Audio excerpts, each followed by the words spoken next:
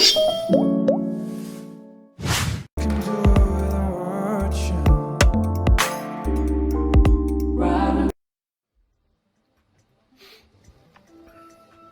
Richard, how's it going? It's Leo. Yeah, good man. Hey, do you remember you're still coming to the comedy club tonight? Yeah, nice one. Hey, could you do me a favour and just make sure you don't bring Mahmood? That's because last time he was here, he got up on stage. It was an absolute disaster. I had big agents in to see me. He ended up getting more laughs than me when he got his ass out. Yeah, they signed Darius Davies instead. Yeah, they probably do regret that now. Anyway, man, cool. I'll see you later on. Cheerio, bye.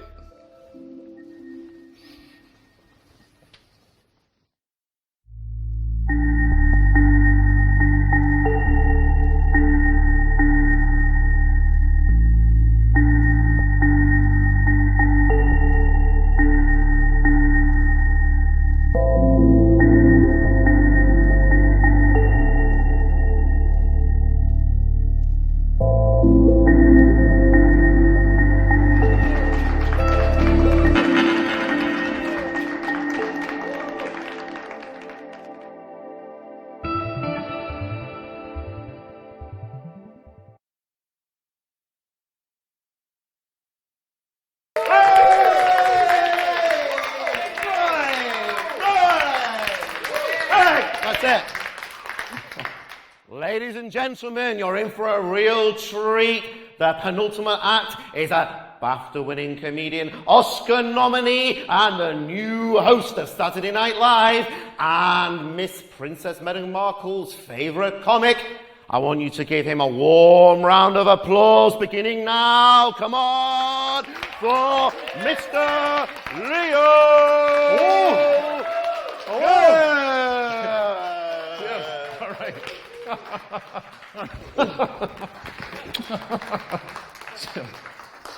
Hello, good evening.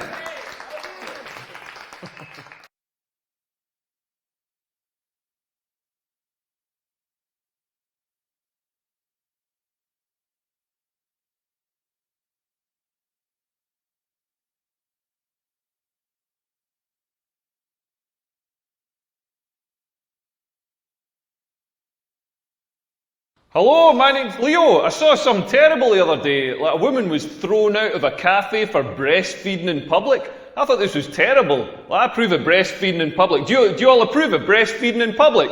Yeah. Fantastic. Get up here. I'm starving.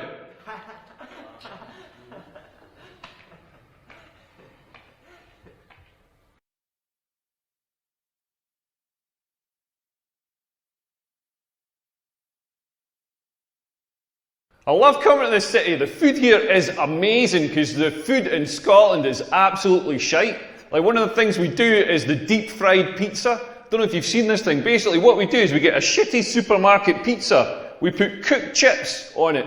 We fold it in half and seal it so you've got a sort of chip calzone going on. Then we batter it and deep fry it. And do you know what it's served with?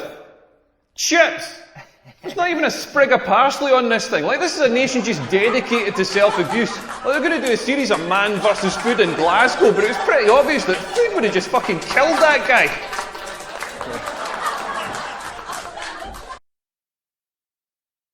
Hey everyone, we've got a special guest in the audience tonight. My friend Richard is here. Everybody say hello, Richard. Hey everyone, hey. And ladies, Richard's single. Richard, I'm going to try and find you a girlfriend tonight. All the single ladies, make some noise. Sorry, Richard, I tried.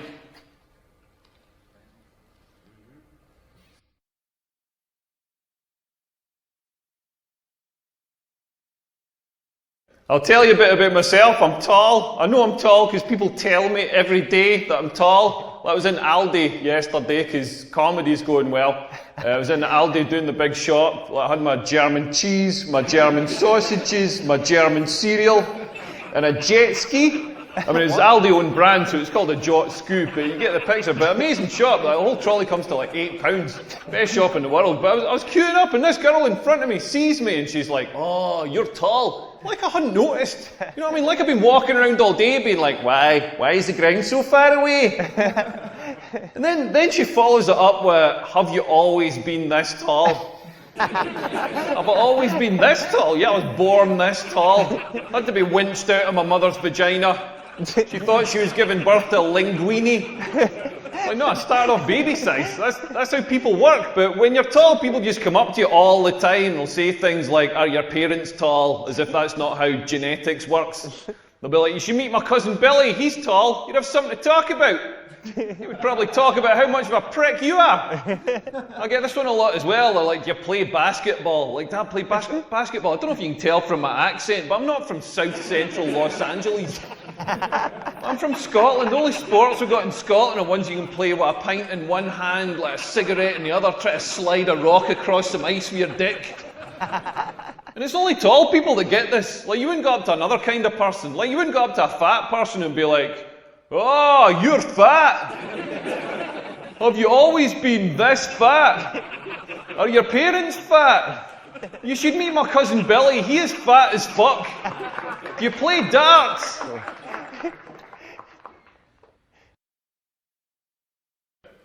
I don't know what's going on with my testicles. They're the weirdest part of the human body, all wrinkled up. Mine look like Gordon Ramsay's forehead. Like if he was a werewolf. And they're constantly moving, constantly doing this weird, slow dance, just gently adjusting, like gently rolling over each other, adjusting for heat or optimal sperm production or something. Like, have you ever sat and watched this? Like, not mine. Like, Richard, have you ever sat and watched your testicles? Yeah, they just keep moving. Yeah, this is a wise man who knows the pleasures of looking at your testicles. If you haven't seen this, go to the toilets after the show, have a look at your testicles. If you don't have testicles, don't worry. Just follow Richard, he's going to give a demonstration. Yeah, just moving.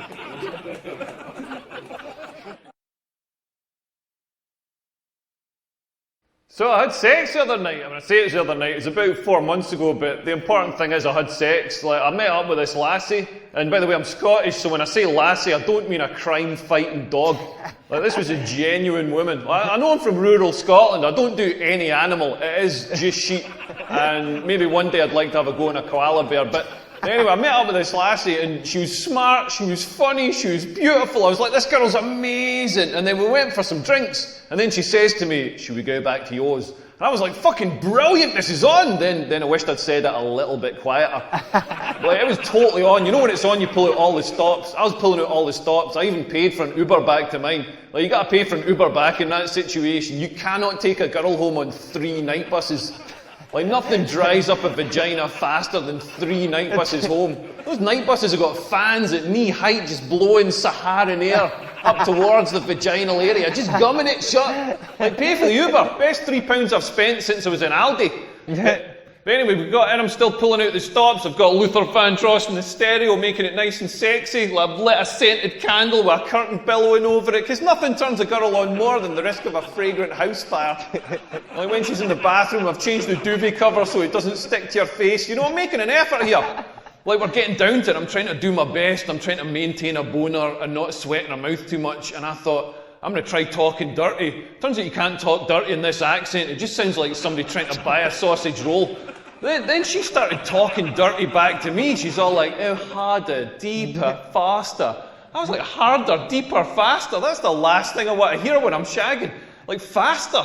I'm 40 years old. I'm already going as fast as I can. I feel like I'm going to have a stroke here. I want to tap out, bring Richard in, let him help finish the job. She's like, harder, as if I've made a conscious decision to only let 60% of the blood into my boner. I've had 8 pints of beer. How hard do you think I can make this thing? She's like, deeper, as if I'm stopping an inch off. I'm not holding back. That's the full length of my dick you're getting there. I'm absolutely certain I could not jam that thing in any further. Do you know what I mean? Like basically what she's telling me is I've got a tiny, insignificant, manky dick, and I don't know what I'm doing with it. Like, I don't want to hear that. I want to hear more reassuring stuff. I want to hear stuff like, not so deep. Not so hard. Oh, you're pulverising my tonsils, your massive love truncheon. I don't say the same sort of stuff back to women. I'm not there pumping away going like, be 5 years younger. Could you lose a few pounds? Wetter. Huh? Wetter. As well. Wetter, yeah. Yet nothing's harder than trying to make women come. Like, the female orgasm is the hardest thing to achieve in the world. Like, my ex-girlfriend, we used to be in bed. Like, me coming, I'm so quick. I'm precision engineered in Germany or something. I'm like the Google search engine. Like, yeah, I did about 2.5 teaspoons of semen in 0.0016 seconds. Like, my ex-girlfriend would be lying in bed and she'd be like, make me come, give me an orgasm. Like, I've got no idea why she sounds like a Scottish man, but she'd like make me come, and it was like the internet download bar. Like, it's going to be 30 minutes, it's going to be 10 minutes, it's going to be 1 minute, it's going to be 30 seconds, it's going to be 5 seconds, it's going to be 5 seconds, it's going to be 5 seconds, it's going to be 5 seconds, it's going to be 5 seconds, it's going to be 5 seconds, it's going to be 5 seconds, it's going to be 5 seconds, it's going to be 5 seconds, it's going to be 5 seconds. It's going to be 30 minutes.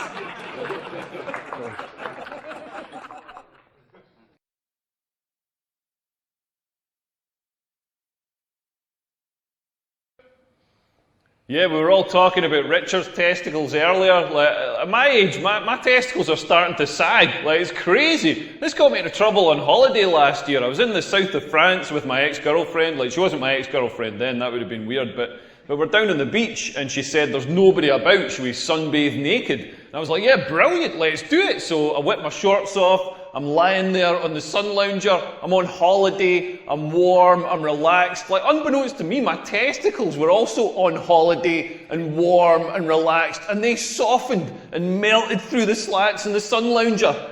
Like the Terminator melting through the prison bars.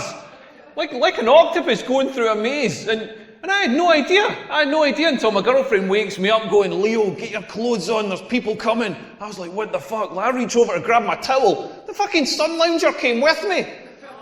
I'm lying there on the sand with this white plastic sun lounger pinned to my arse, just screaming in agony. I've got no idea what's going on. My girlfriend looks over and sees my balls just quivering against the back of it, just quivering like a scared little hamster. And she just reaches over and thumbs them through to the other side. Hey, it's nice talking to you. I hope you all get home safe. Cheerio, bye. Yeah. Leo Curse, ladies and gentlemen. Oh, come on, I know he's a bit of a minger, but he did all right. Leo Curse, ladies and gentlemen. Well done, Leo.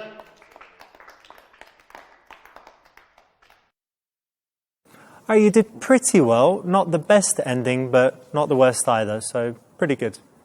Basically, room for improvement.